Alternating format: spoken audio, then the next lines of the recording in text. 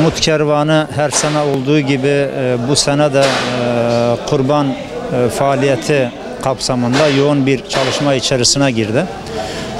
Yurt içi ve yurt dışı olmak üzere iki alanda çalışma yürüttük.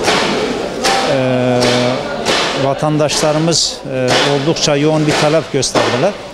100'e yakın vatandaşımız kurbanlarını getirdiler, burada kestiler. Etlerini dağıtılmak üzere bize verdiler. Bunun dışında yurt dışına da gönderilmek üzere 200'ün üzerinde kurban temin ettik.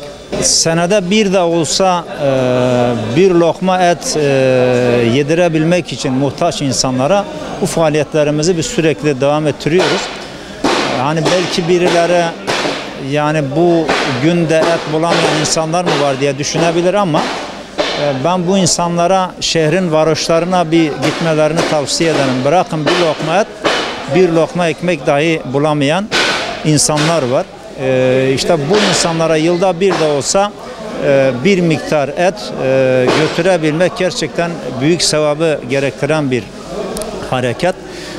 Dolayısıyla bu hayra vesile olmamıza yardımcı olan hayırseverlere ben teşekkürlerimi arz ediyorum. Tabii kurban denince son zamanlarda aklımıza Yasin Börü ve arkadaşları geliyor. Onlar da kurban eti dağıtırken mürtedler tarafından şehit edildiler.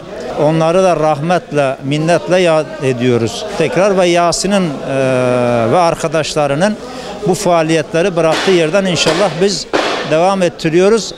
Allah ömür verdiği müddetçe de devam ettirmeye devam edeceğiz inşallah.